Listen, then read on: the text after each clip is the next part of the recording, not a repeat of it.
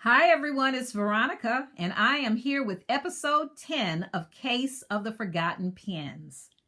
Episode 10. We have reached the halfway mark this year, which reminded me that this is I have reached 6 months in doing this series. I have been so grateful for the support that I have received from all of you in watching this series, leaving me encouraging comments, and also those who participated in the series. So this will be the final month that I do Case of the Forgotten Pens.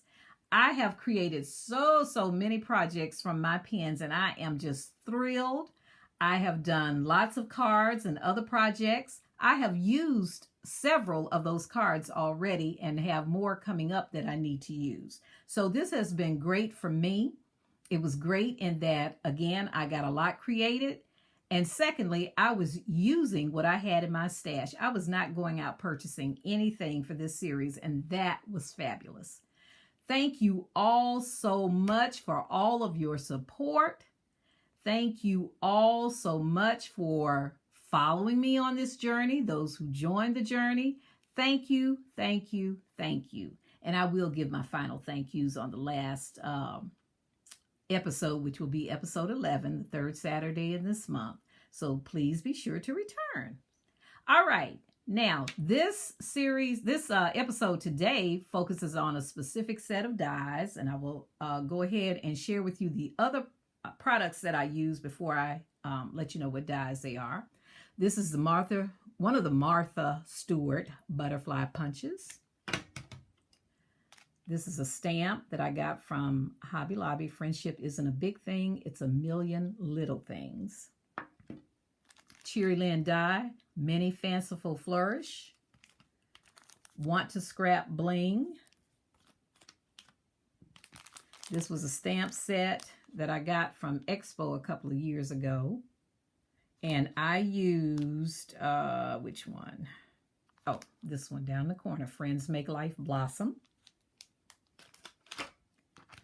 A Hero Art stamp set, and I used the Thinking of You and Congratulations. This is a Doris embossing folder, Damask. I used some Delicata silver ink. Stamping Up Daffodil Delight. And these are some really pretty iridescent pink flatback pearls that I received in a swap. Now, the dies that I am focusing on today are my Spellbinder dies. I wanted to create some cards using these dies, and it was dies that I have yet to touch. I have quite a few Spellbinders dies because I really do like them. But there are so many that I have not done anything with. So my goal was to pick those that I had not done anything with that went along with some of the pens that I had and create some cards using those. All right, this is the Picot Edge Circle. So what I'm going to do is pull the cards that I created using this die. Sorry for that glare. I'm doing this at night. And here are my cards. I did two because I couldn't decide which one of these silhouettes I wanted to use. I had a stamp that I could use for a silhouette, but it was larger than what this die cut was. So I went to Google and pulled these images off, and I think this turned out so cute. And as you can see, I used a lot of Want to Scrap Bling on here, but I think they turned out beautifully. I have not finished the inside of any of them, except to put mat some paper inside, but no sentiments yet. But those are my first two with the Picot Edge circles. All right, the next die dies that I used were, oh, I am so sorry for that glare. The Majestic Oval, try this at an angle, and the Classic Ovals Small. And the card that I created with that is this one.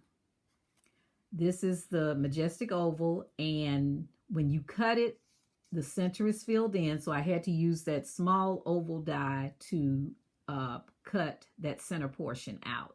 This is where I used that iridescent bling, which I thought was perfect, and this piece right here, because they came in different sizes.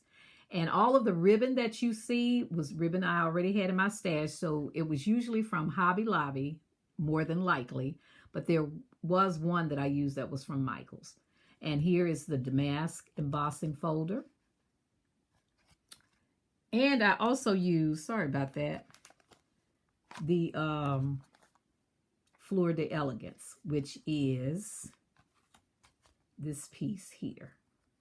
So it's just amazing how you can mix and match all of the pieces and just come out with a beautiful design. So that is that card. The next die is this one. This is the Mystical Embrace, and it's for a 5x7 card, which is great. And here is this card. And I decided to use yellow this time. That's not a color that I use often. And this paper that has this shimmer, this was some single sheets that I purchased at Joann's when it was on sale once, so I just bought a lot of colors. But I popped up the pieces for the most part. This is some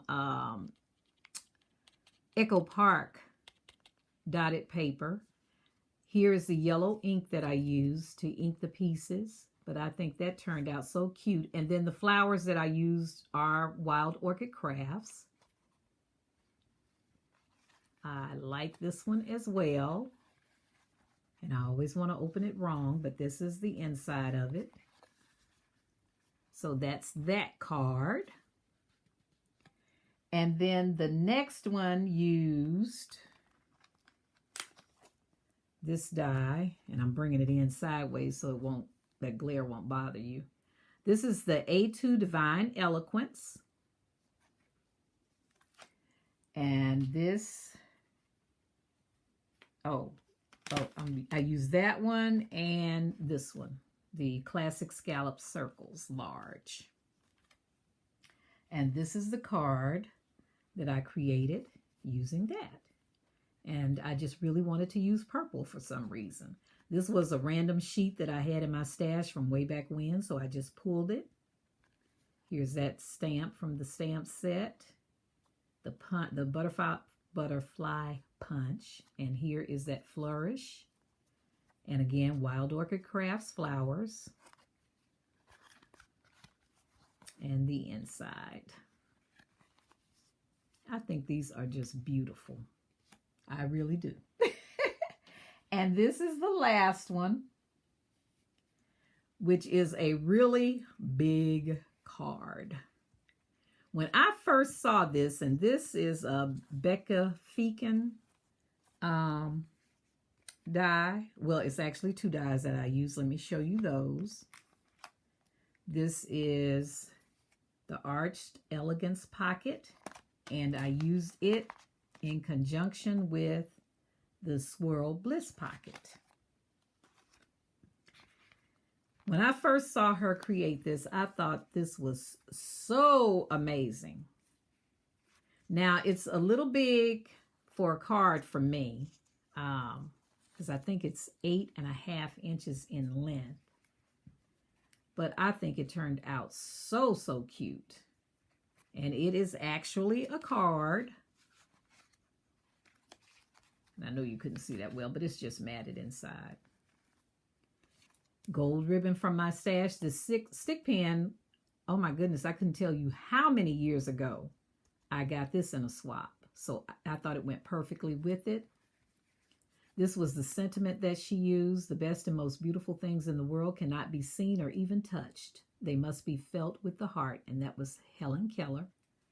But this turned out so, so cute. Now, it was a little bulky for me here because you're putting those two pieces together. But once it came together, it was fine. It was fine. And this ribbon and I just had a love-hate relationship. So, when I was tying it, it looked cute from the side. But then when you turn it the right way, it's kind of wonky. But it works for right now. And this is a piece that I printed out, and you mat it and just stick it inside. But so I just really had to make this because I just loved how this came together. And then I just added the pearl bling here. Okay, those are my cards for this episode. I would love to hear your comments, love to hear what you think. And again, go to those Pinterest boards that you have and do some casing. Do some casing. I try to come as close as I can to the original creation, but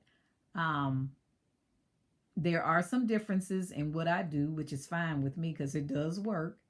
But I think these cards turned out really, really nice. So thank you all so much for stopping by. Remember to comment. Remember to subscribe if you have not. Welcome to all my new subbies. Thank you to my returning subbies. Happy crafting, everyone.